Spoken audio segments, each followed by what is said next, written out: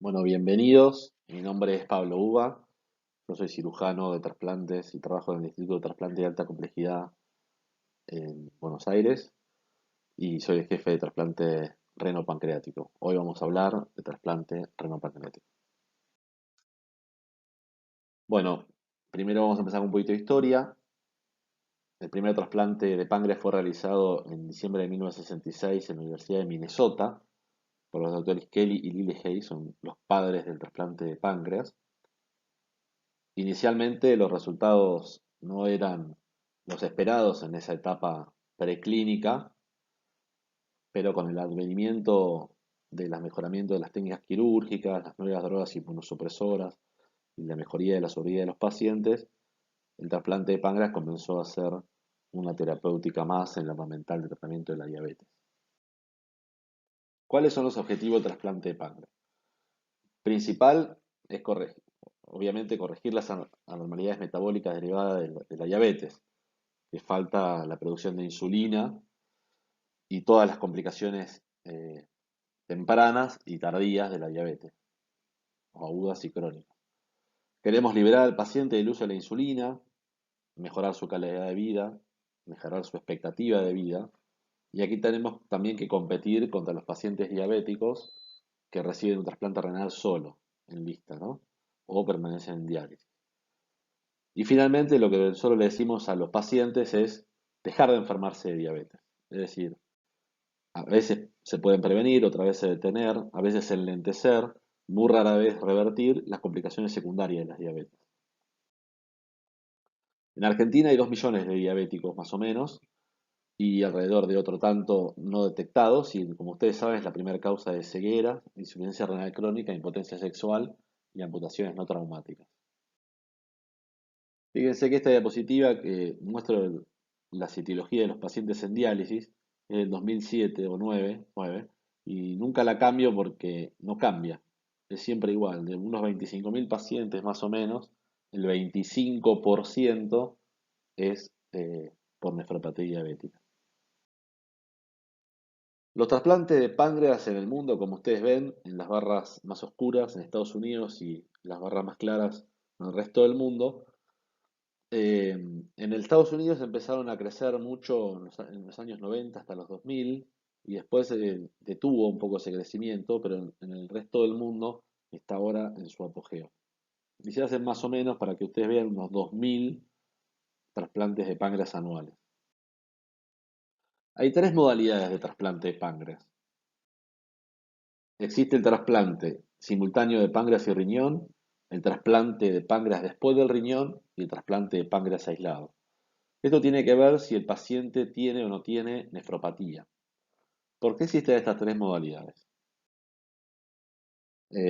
Bueno, perdón, como ustedes ven aquí, la modalidad más común en el mundo, representada en verde, es la del trasplante renal-pancreático simultáneo.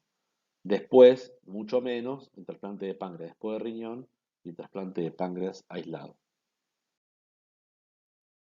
Vamos a ver cuáles son las indicaciones de trasplante.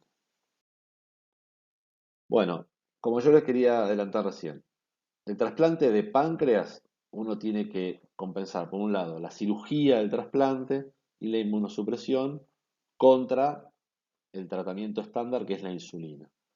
Normalmente decimos que para que un paciente tenga menos riesgo con el trasplante que sin el trasplante, tenemos que poner esto en la balanza.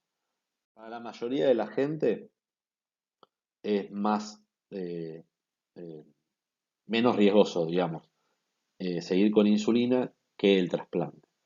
¿Por qué? Por la cirugía mayor y la inmunosupresión crónica. Ahora, en algunos pacientes, especialmente aquellos pacientes que tienen nefropatía, esos pacientes ya tienen que ir a un trasplante, en este caso de riñón, y entonces, como tienen que atravesar la cirugía y la inmunosupresión, este es el momento en que este paciente diabético en diálisis, que le vamos a ofrecer un trasplante renal, le podemos ofrecer los dos trasplantes al mismo tiempo, la misma cirugía y con la misma inmunosupresión. Esto es lo que hace que ahora la balanza se inclina a que podamos ofrecer el trasplante. De ahí que la mayoría de los trasplantes que hacemos son trasplantes de riñón y páncreas simultáneos. La indicación para el trasplante de páncreas y riñón simultáneo, entonces aquel paciente diabético con nefropatía en estadio terminal, que ya está en diálisis o que tiene un momento prediálisis que se llama, que es un clearance de creatinina menor a 30 mililitros por minuto. Y esta es la indicación reconocida por la Asociación Americana de Diabetes como tratamiento de elección. O sea, un paciente con diabetes tipo 1 en diálisis, el tratamiento de elección es el trasplante de renopáncreas simultáneo. Ahora, hay a veces que este paciente puede recibir primero el trasplante renal, especialmente si tiene un donante vivo, que hace que no tenga que ir a la lista de espera, y hacerse después el trasplante de páncreas. Entonces es un paciente que tiene nefropatía diabética, pero estos trasplantes se hacen secuenciales. Obviamente que requieren dos cirugías, pero la inmunosupresión crónica es la misma. Para poder enlistar a estos pacientes le pedimos que esté libre de rechazo agudo en los últimos meses del riñón, con función renal estable, y le pedimos que tengan un buen depuramiento de creatinina porque le vamos a poner algunos medicamentos de inmunosupresores que son nefrotóxicos. Y por último, la indicación del trasplante de páncreas aislado. Si bien yo les había dicho que esos pacientes en general tienen menos riesgo con insulina que trasplantado del páncreas, hay algunos pacientes que sí lo tienen al riesgo. ¿Cuáles son? Los que tienen diabetes lábil. Son pacientes que tienen hipoglucemias inadvertidas, que requieren ser rescatados por terceros y tienen deterioro severo no solo de la calidad de vida, sino que a veces riesgo de vida. Estos son los pacientes que se justifica hacer un trasplante de páncreas aislado. La cirugía y la medicación inmunosupresora justifica, tienen menos riesgo que seguir con la insulina. Algunas otras causas raras pudiera ser la alergia a la insulina o la progresión de todas las complicaciones secundarias a pesar del mejor tratamiento disponible. Pero la causa más frecuente es esta diabetes lábil. Diabetes tipo 2. Bueno, todo esto que hablamos es diabetes tipo 1, pero ¿qué pasa con la diabetes tipo 2? A nosotros nos enseñaron en la facultad, a mí hace 20 años ya, no sé a usted qué le están diciendo ahora, pero que la diabetes tipo 2 es un problema que estaba fuera del páncreas, que no se encontraba en el páncreas, que había insulino resistencia y entonces el paciente tenía un páncreas que andaba bien, pero que no podía actuar esa insulina.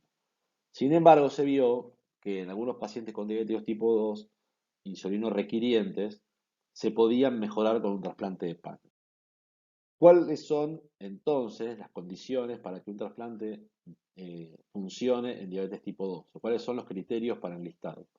En general pedimos que tenga un índice de masa corporal menor a 30 o 32, porque a mayor índice de masa corporal, mayor resistencia. La edad menor a 55 o 60 años. Obviamente tiene que ser requiriente de insulina, no el paciente que está manejado con algún hipoglucemiante oral.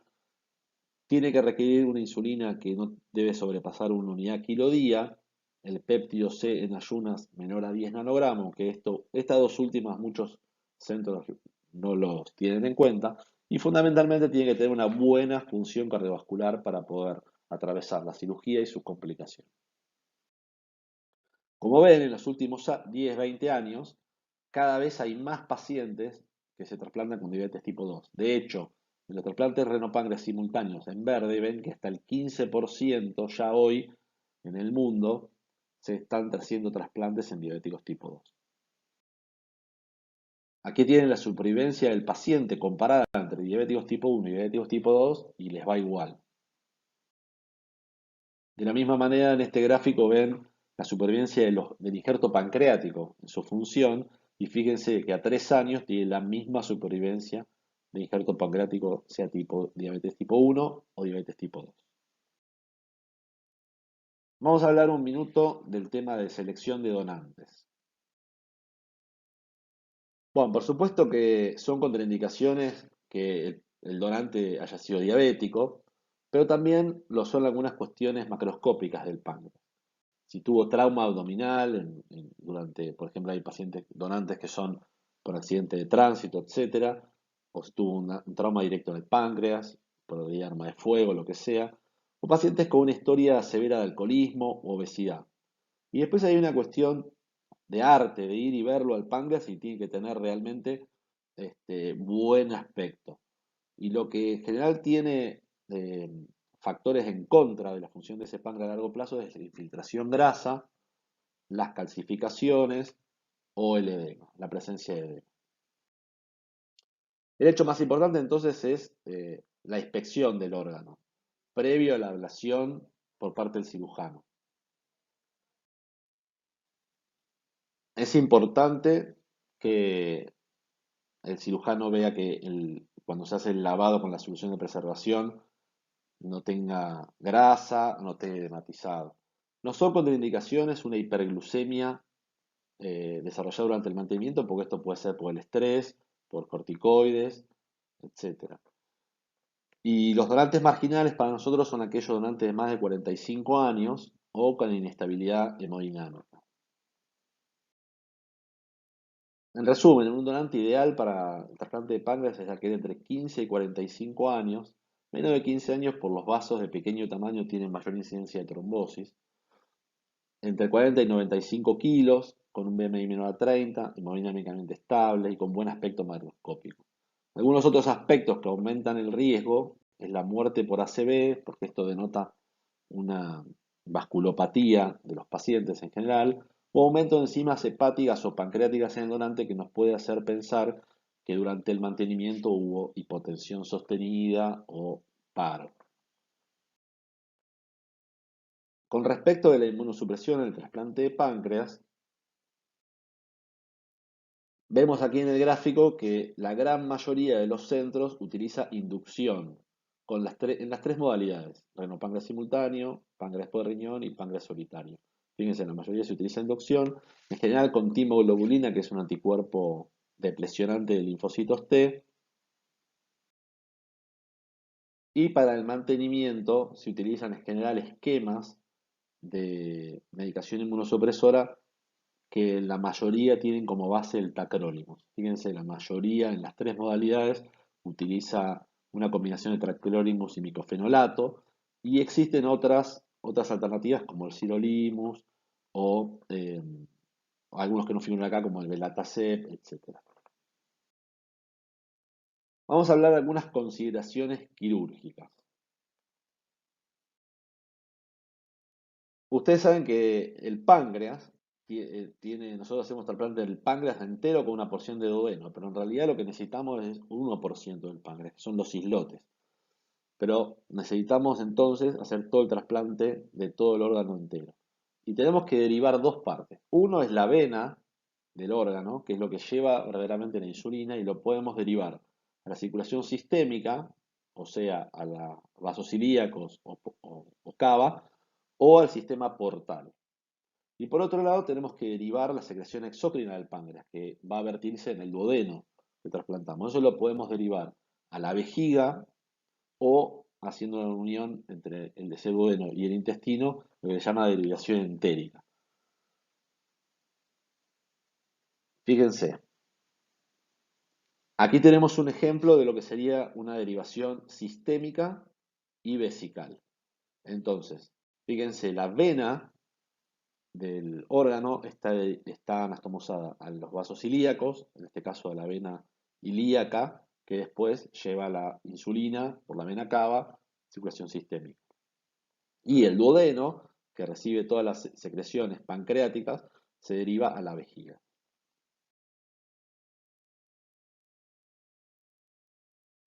Otra opción, en este caso vemos que el páncreas está con la cabeza para arriba, pero puede estar para abajo, es una misma derivación endocrina sistémica, ¿sí?, a los vasos ilíacos, pero en este caso tenemos una derivación exócrina entérica, es decir, que el duodeno se anastomosa con el intestino.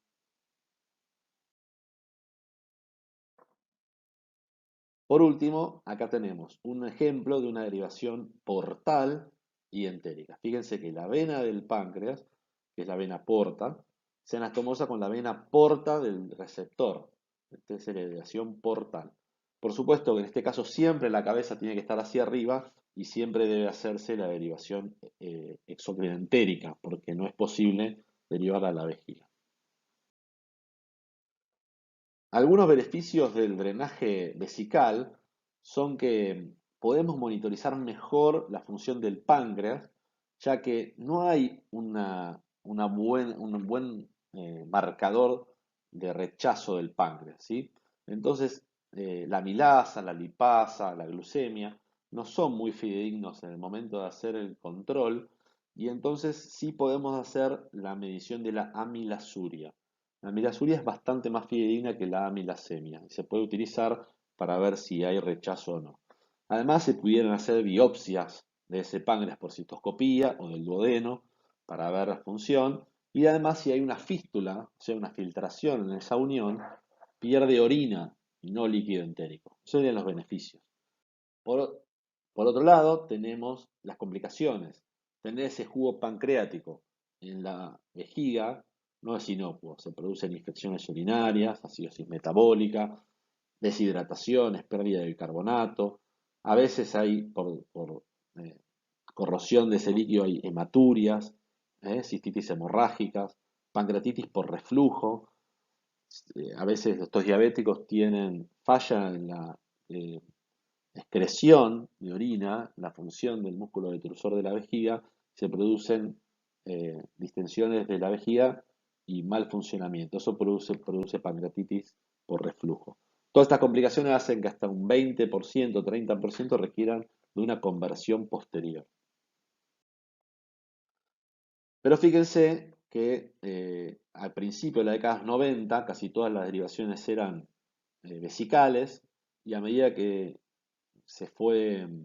apareció la derivación entérica en los años 90, empezó primero a utilizarse más en los renopáncreas simultáneos y después en las otras modalidades. Hoy por hoy, la mayoría de los pacientes se trasplantan con la derivación entérica.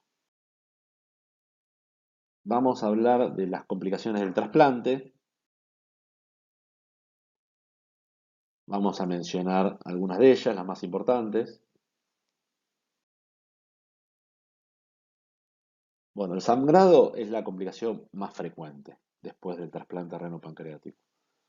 Las causas es que estos pacientes tenemos que antiagregarlos, en algunos casos anticoagularlos, y además sumado a los sangrados quirúrgicos normales de una cirugía de esta envergadura. Para prevención, obviamente, realizar una prolija hemostasia. La incidencia, más o menos el 15-20%, presentan sangrado que requiere o transfusiones o una laparotomía. La manifestación clínica es aumento del débito hemático por los drenajes, dolor, puede haber aumento de las enzimas pancreáticas, repercusión hemodinámica. El diagnóstico lo hacemos por venir sangre por los drenajes y hacemos una ecografía para descartar que no tenga una trombosis, que no tenga una pancreatitis, hacemos una tomografía y el tratamiento en general una laparotomía. Ver, en general uno lava, limpia los coágulos y se terminó el problema. Pero es muy importante no sobrecorregir la anticoagulación. Recuerden que los anticoagulamos a estos pacientes por el alto riesgo de trombosis. Entonces no queremos, si no está alterada la coagulación, porque un paciente esté sangrando, corregir la anticoagulación. Otra complicación muy frecuente es la pancreatitis. Todos los injertos tienen algún grado de pancreatitis, porque es inflamación por isquemia reperfusión. En este caso, son riesgos el tiempo de isquemia fría prolongado y la calidad del donante, lo que habíamos dicho, la edad, la obesidad, la inestabilidad hemodinámica, el edema, todo eso conspira contra mayor incidencia de pancreatitis. Entonces seleccionamos donante y cuanto menos tiempo de isquemia, menos riesgo. La presentación clínica es de cualquier pancreatitis, pero en este caso localizado donde está el injerto. Vamos a tener dolor abdominal, aumento de enzimas pancreáticas, cambio en la calética del drenaje, puede aparecer líquido peripancreático, puede aparecer sangrado y a veces puede tener mucha repercusión hemodinámica como otras pancreatitis. El diagnóstico, tenemos que hacer una ecografía para descartar trombosis o una tomografía de contraste endovenoso donde podemos ver el agrandamiento de la glándula pancreática, el líquido libre peripancreático y las características que describí. El tratamiento de cualquier pancreatitis, restringir la vía oral, establecer nutrición parenteral, antibióticos, algunos utilizan el estereotide y eventualmente si hay mucho dolor, mucho líquido libre, puede ser necesario una laparotomía exploradora para lavar, para tomar cultivos y a veces resecar tejido necrótico. Esto es una pancreatitis leve, fíjense un poquito de citostatonecrosis en la grasa peripancreática. Y esto es una pancreatitis más severa donde ya hay áreas de hemorragia y de necrosis en la glándula. Otra complicación que es consecuencia casi siempre de una pancreatitis es la fístula pancreática. En este caso estamos hablando de trasudación de líquido del páncreas, no una fístula de una anastomosis. Se da por daño de isquemia reperfusión, por mala técnica en el banco, porque no queda bien la cápsula, siempre por pancreatitis. Algunos utilizan para prevenir la usterótide, aunque no tiene eh, estudios que demuestren randomizados. Y la incidencia depende de algunos factores, pero puede llegar hasta el 10 a 15% de los trasplantes. La presentación de la fístula es el aumento del débito por el drenaje, que tiene la característica típica del líquido pancreático, que es mucoide, en general blanquecino, amarronado. En general es asintomática, si está bien drenado y no se forman colecciones. Y el diagnóstico es sencillo, porque lo vemos en el drenaje, podemos medir amilasa, lipasa. Hacemos una tomografía en contraste endovenoso para ver que no haya colecciones intermedias que requieran cirugía. Mientras la fístula esté dirigida, con el drenaje es suficiente. Entonces el tratamiento es el de la pancreatitis que lo ocasiona y a veces se puede utilizar la octeriótide de depósito para disminuir la secreción. Este es el típico líquido pancreático que vemos en las fístulas y a veces puede demorar semanas, meses en cerrarse. La trombosis es la complicación más temida. Una vez que aparece una trombosis de la glándula, no se puede recuperar. Y como dijimos, tienen que ver para riesgos de trombosis eh, la anatomía del páncreas, que tiene vasos que son prestados. Piensen que los vasos que nutren el páncreas son la arteria mesentérica superior y la arteria esplénica. Pero la esplénica va al vaso y la arteria mesentérica superior al intestino. Las ramas que van al páncreas son pequeñas. Entonces tiene vasos muy gruesos que tienen poco flujo, por eso mayor índice de trombosis. Entonces las causas, una irrigación prestada, las características del donante que hablamos antes también son factores de riesgo para trombosis, la obesidad, el tiempo de isquemia, la inestabilidad, el edema. También el rechazo por la inflamación puede generar trombosis, o a veces la técnica quirúrgica que no es adecuada, las anastomosis. Para prevención siempre hacemos algo de antiagregación o anticoagulación. En nuestro caso siempre damos una aspirineta desde el día cero de la cirugía y para siempre a estos pacientes diabéticos. Y también en el principio, los primeros días, le damos heparina como anticoagulante para prevenir la trombosis. Y evitar transfundir con plaquetas y plasma, que son protrombóticos. La incidencia de trombosis es más alta que en otros órganos, cercana al 5% para el trasplante de páncreas riñón simultáneo y más alta para los páncreas solitarios. ¿Por qué? Los páncreas riñón simultáneo tienen menos incidencia de trombosis porque los pacientes son urémicos, vienen de diálisis y la uremia previene la trombosis. Por eso tiene una incidencia menor. La presenta clínica de la trombosis es severa, puede aparecer hiperglucemia por falla del páncreas, dolor, aumento de enzimas, cambia las características del drenaje, sangrado y la repercusión hemodinámica puede ser importante.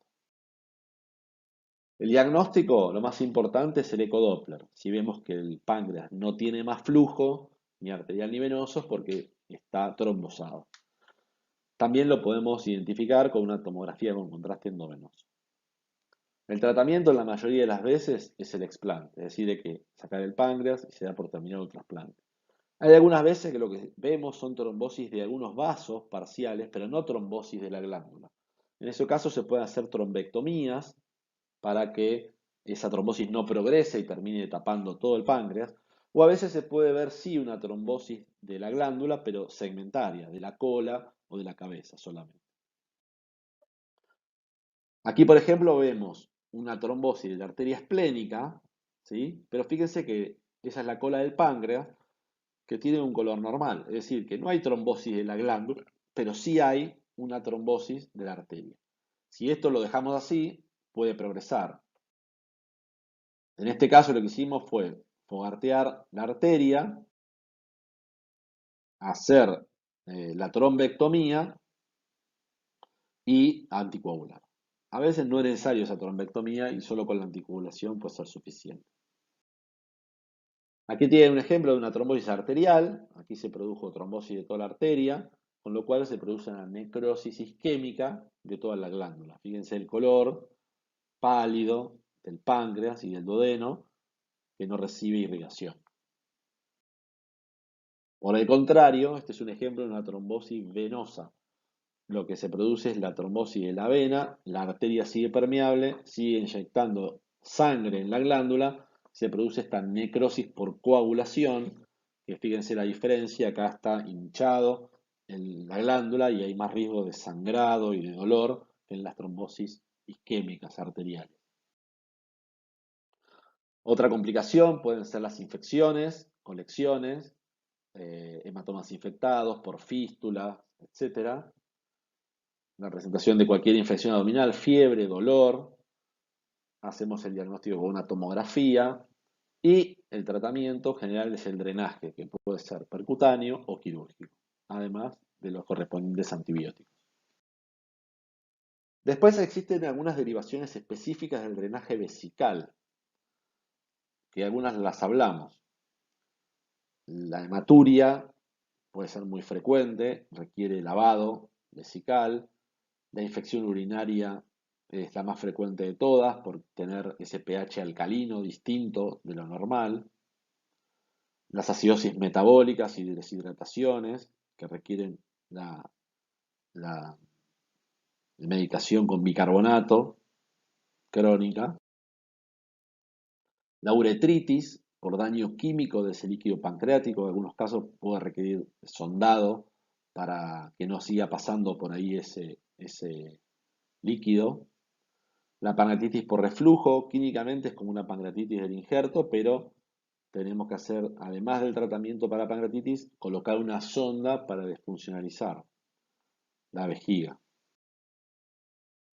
Las fístulas de la anastomosis duodeno-vesical, en este caso ya dijimos que lo que se pierde es líquido pancreático y orina, a veces se pueden resolver desfuncionalizando con una sonda, pero si no, hay que hacer la reparación quirúrgica. Y todas estas complicaciones en conjunto habíamos dicho que requieren la conversión a drenaje entérico en hasta el 25% de los casos que se realiza el drenaje vesical. Las complicaciones específicas del drenaje entérico son menos frecuentes, pero mucho más importantes que en el drenaje vesical.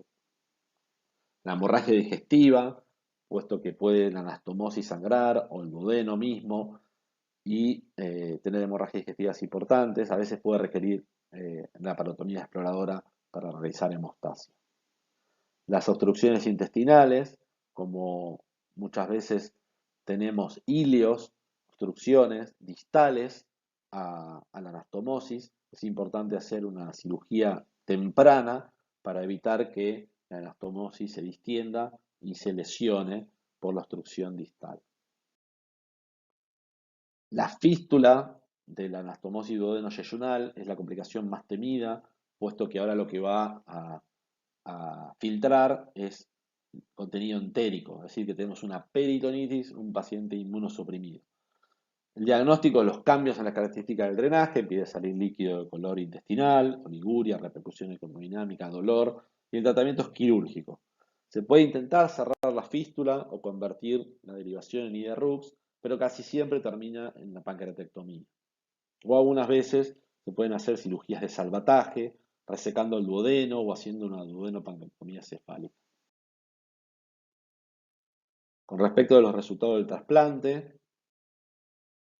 aquí tenemos la supervivencia del paciente al año. Fíjense en el cuadro para las tres modalidades de trasplante simultáneo, secuencial o páncreas aislado, superan el 95% de supervivencia al año, ¿sí?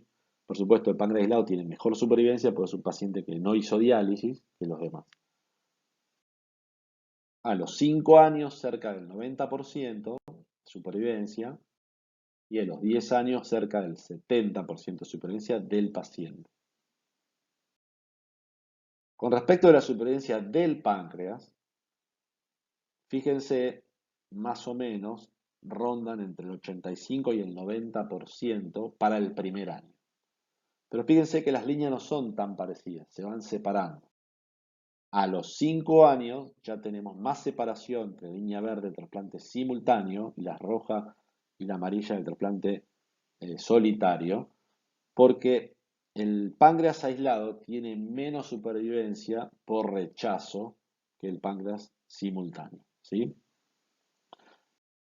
A los 10 años, fíjense, la supervivencia del páncreas sigue cerca del 60% para el simultáneo, pero para los secuencial y aislado, fíjense que significativamente menor. La pérdida del injerto por falla técnica es lo que se llama en general todas las complicaciones postquirúrgicas, es decir, complicaciones como pancreatitis, sangrado, fístula, trombosis. Todo eso, fíjense que para el páncreas el simultáneo está cerca del 5%, pero para el páncreas aislado cerca del 8%. Por lo que hablamos que hay mayor índice de trombosis en los páncreas aislados. La pérdida de injerto por rechazo también hoy por hoy es mucho menos que hace 10, 20 años. Y fíjense como en verde y en azul, que son el riñón y el páncreas del trasplante simultáneo, tienen mucho menos pérdida por rechazo, menos del 5% a los 3 años, comparado con las otras dos curvas de los trasplantes solitarios, que a partir del medio año ya se empiezan a separar y empiezan a tener un peor resultado del injerto que el trasplante simultáneo. Con respecto de la utilidad del trasplante, fíjense lo que es comparar la mortalidad en lista de espera con la mortalidad post-trasplante. A la izquierda tienen la mortalidad en lista de espera. Fíjense, en azul son los pacientes en diálisis con diabetes. Esos pacientes tienen una mortalidad que a los 5 años más o menos es de la mitad, 50%.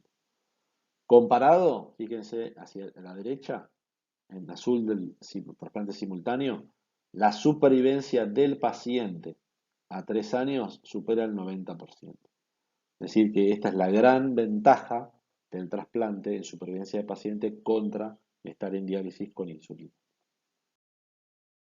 En Argentina vamos a ver la historia y el presente del trasplante de páncreas y renopáncreas. Le conté que el primer trasplante en el mundo se hizo en el año 66 en Minnesota.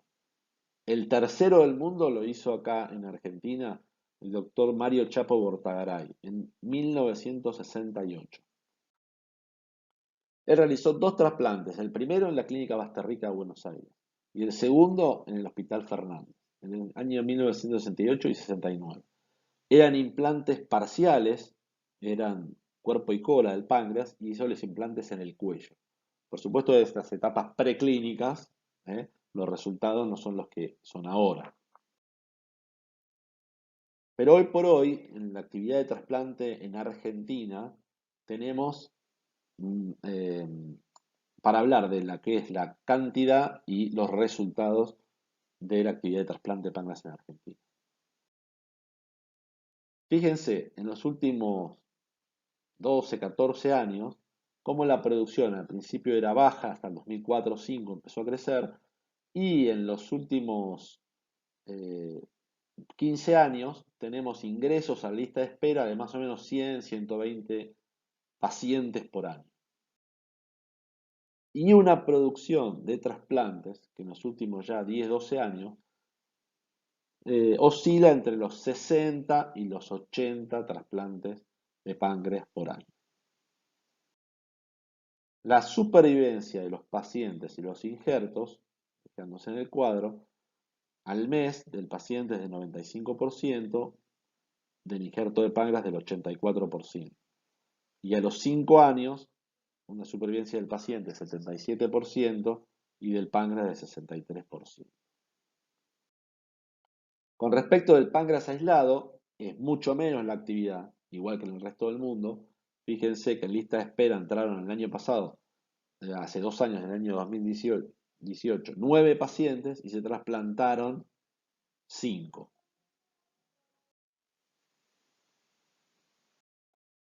En cuanto a la supervivencia de los pacientes, fíjense más o menos del páncreas aislado, aquí hay muchos que son retrasplantes, cirugías más complejas, pero tenemos cerca de 75% al año